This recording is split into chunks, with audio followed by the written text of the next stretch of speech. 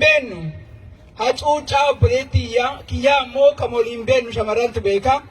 Kanaafuu bilisummaan teenna kadhachuutu dhufaa jirti. Obboleeyyan kenna na uffolchaa isiniin jedha.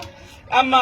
gabaabsee isiniin dubbadhaa karoorri kiyyaa bal'innaanii gaafiif deebii waliin goonee jenna soo yoo jajjabtanii deemuu baattan jechuudha. Ila maal isinitti fakkaate? Barri kun waggaa 130 dura naannoo kanatti jechuudha bara 1889 yeroo Minilik Oromiyaa cabsee jedhu lakkoofsa Oromoo walakkaa fitee jedhe. Walakkaa miiliyoona 10 shanitti deebi'e jechuudha. Lakkoofsi Oromoo hadda miiliyoona 50 jenna. Oo lakkoofsa sanii ilaalli naaxanyaan kalee afaan Amaaraa dubbataa dhufe sun miiliyoona ajjeese jedhe. Nuti ilmaan Oromoo yoo dhugaa dubbanne qabsoo kanarratti urga naaxanyaa nyaataa fi mataarra baachuu jalqabne urga ilmaan teenya itti gabbaruu jalqabne naaxanyaa kan jiraachisneen nyaataa fi dhugiitii qofa osoo hin ta'in dhiiga ilmaan keenyaatiin. Kanaafuu exactly waggaa 130 booda naaxanyaan afaan Oromoo barattee Oromiyaa keessatti guddattee silaa Oromoodhaan galatoometti. Itoophiyaan jedhamtunu empire Itoophiyaa tuni yoo dhugaan dubbannee naannoo Amaaraa keessa hin jirtu. Naannoo Tigree keessa hin jirtu. Oromiyaa keessa jirti. Galatoom jechuu wallaalanii xinfanyaan jedhan. Xinfanyaan dhugaa kun waan warra faranjiidhaan jennu xinfanyaan dhugaa islaalaa jedheen. Isaanii biyya keenya keessa ta'anii qabeenya keenya nyaata afaan keenya baratuun waa guddaatti ta'a. Oromoodhaan galatoom jechuun waa guddaatti ta'a. Jawaari ergamtoota kakalee Tigreen akka horiitti ergitu kakalee Tigreen garaftu baasee nama godhee qabsoo ilmaan Oromoo 5,000 olitti finnee biyyaa baanee qabsoo kabaranne yoo dhugaa isin turne jenne naannoo keenya naannoo Booranarraa naannoo jiddugaleessaa irraa achii fagaatten qabsoo kana buukarraan dubbisne qabsoo kana akaakayyuu abaabayyuu fi akkooraan as dette jette. Gabbarree dadhabnee biyya saniin gurgurru obboleeyyan keenyan gurgurru hin biyyaa baanee rakkannee jennee as kenna. Anu ammoo warra ala taa'ee jiraachuu wallaalee halkanii guyyaa hiriira baana. Ijoollee teenya biyya alatti deenne ka akka Yuusuf ka akka Ridwaan ijoollee teenya kan biyya kanatti jiruu Itoophiyaayyuu jiruu Oromiyaayyuu hin beekne Oromiyaa Itoophiyaa san jijjiira jedhanii deemanii galatoomaa jechuu dhiisanii ijoollee teenya ijoollee siyaatiin ijoollee dhala Oromoo mana hidhaa keessatti dararaa turan hin beektan.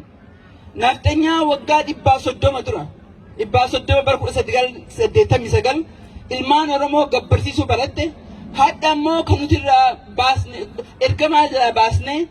ergamtuu irraa baasne ka akka Jawaari aangoo jalaa kennee jara bu'ee isa mana hidhaa keettee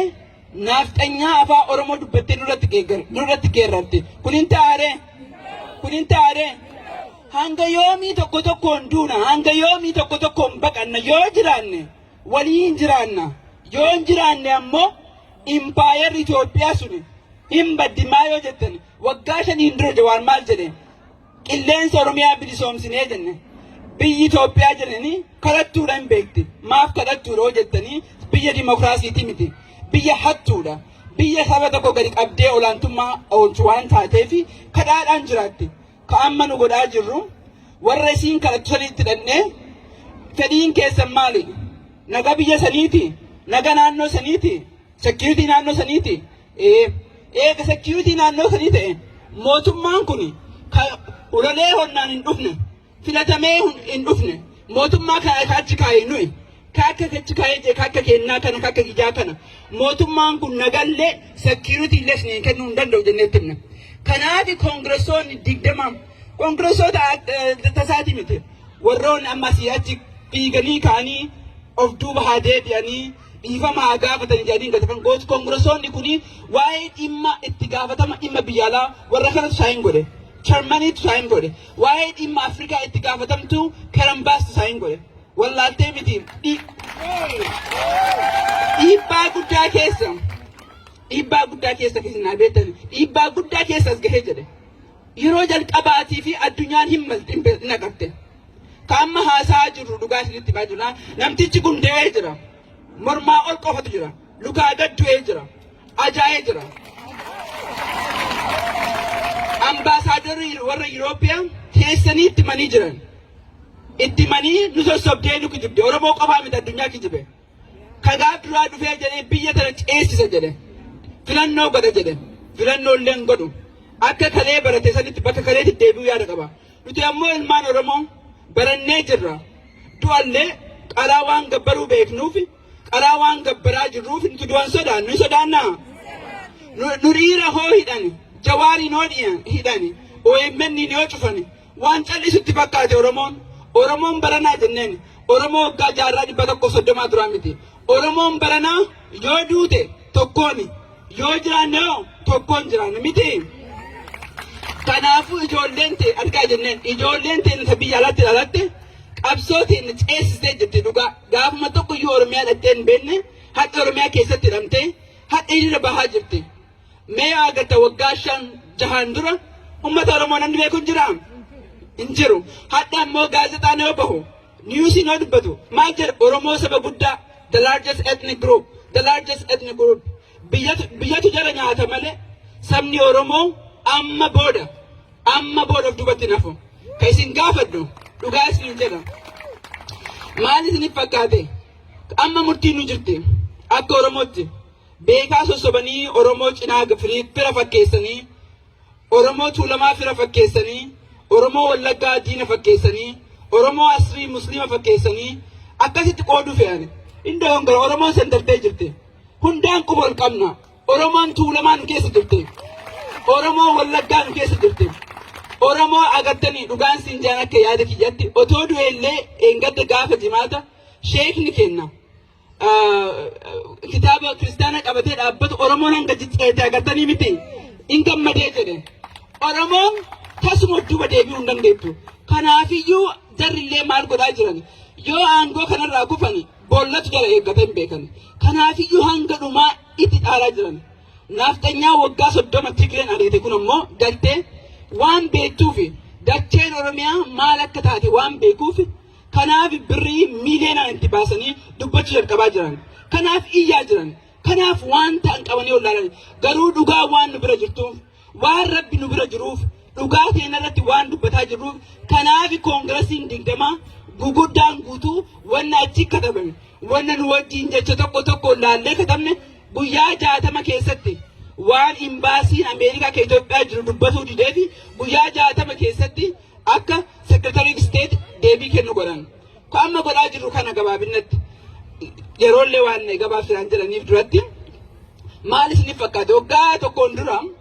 nama gurraacha Black Lives Matter yoo jedhanii domestic terrorist jedhan miti waggaa tokkoon dura yoo argitanii baran ammoo laaltanii agartanii namni marti Black Lives Matter jedha saayinii marti Black Lives Matter jedha ummanni kun waggaa kalee terroristii turani har'a ammoo nama gaariidhaa jedha maaliif gargar godhe warri kun waggaa 400 biyya kanatti gabroome gargar warra kana maaltu godhe waa tokko qofa miidiyaadha ilmi namaa yoo miidiyaan attention itti godhe duuti teessaniin beekamti ka godhaa jiran jarri OMN cufanii jawaariin hidhanii ofii ammoo nu ajjeesanii deebi'anii ammoo ijoollee teenne kaafte maatii teenne kaafte gumaan baasisuu barbaadan nu hin baasisnaare nu hin jennaaniire hin jennu kanaafuu wanni laabiin godhaa jirru wanni advokeetiin godhaa jirru maal isinitti fakkaate akka miidiyaan dhugaa mul'isu barbaanna akka dhugaa biyya Itoophiyaa san keessa jirtu eenyutu du'aa jira eenyutu hatamaa jira naafxanyaan eenyu sigane rakkoon Oromoo rakkoo amantiitii miti musliimni Oromoo nagaan jiraataa jira musliimni Kiristaan Oromoo nagaan jiraataa jira rakkoon keenya Oromummaadha kana hoo biyya keessatti itti mul'isuudha akkuma beektan gaafa makiinaa wal dhoofne looyara bitanna yookiin gaafa nu dhukkubee jedhamoo doktora gaarii sonnee jenna maal jettanii ekspertiidha warri nu binnallee warra kana yeroo kana keessatti beekumsa toon ta'in eenyuun beektutu dalaga eenyuun beekta nama beektu sani malee digriyeeti qabduu miti soo nama balbala nu hubannu noota ammoo laafaan dubbachuu barannee jirra kan nurra beeku hin jiru rakkoo kenna nuti rakkoo ilmaan Oromoo warra rakkoo keessatti guddatee warra cinqaadhaan karaa kana bahara kana dhufee jedhe gabrummaan warra nurratti akaakayyuu nuti dabarte jette nuuf haaraa miti rakkoo uummata Oromoo keessa baane kanaafuu dubbachuuf ni dhibu nuti ka barbaanne fair groundidha carraa barbaanna warri waliin dalagaa jirru carraa san nu banee jedhe nutti mane ebalu kana yaadaa ebalu kanaaf irra oolla maal jenneen oolla saniini amma booda jenneen Oromoon biyya alaatitti mallaqa otoo hin ta'in ru'ii teennaa laayinaan kennu qophoofnee jirran jedheen akkuma agartan dhugaasni obboleeyyan teennaa agartanii jirta waan baha Oromiyaa irratti godhaa jiran shamarran Oromoo yoo dargaggeessa qeerroo hidhanii qabsoon Oromoo waan qabbanoos itti fakkaate inti Oromoon nu galtee jirte amma duuti teen tuttuftee jirte jaarraa tokkoof walakkaa deemaa jirte abbaan keenya mana hidhaa keessa ture obboleessi keenya garaafamaa ture nama akka namaa urga jiraachuu dhabnee waggaa 130 jiraannee jirra kanaafuu wanni nu gaddisiisu tokko hin jiru du'iinsi ijoollee teennaa tuni dhuguma nama maratti baay'een gaddina waggaa 130 miiliyoona 5 dhabnee jirra bara dhufu kana keessatti bari gallatti ganna yoo hin qotatanii beela guddaan nu eeggata mootummaan kuni Oktoobarii 6 dhufu kanarraa jalqabee mootummaa jechuu waamuu hin dandeenyu kan mootummaa Ameerikaan jalaan jirullee sanuma haa beekan jennaan nafxanyootaa fi sabaaf sablammiin Oromiyaa keessa jiru Oromoo wajjin dhaabachuuf carraan amma yoo hin ta'in jenneen nuti hanguma yoomiyyuu ilmaan keenya du'aa basaastuu ta'aa ganda keessan nu galanii quba nutti qabuun hin ta'uu jennee jirra kanaaf beektota sanii wajjin Oromoon biyya alaa kuni mallaqa akkuma isin mallaqa qofa ta'uu hin ta'in akkuma isin jedheeni ru'ii nama kennaa hanga jijjiirraan dhufuutti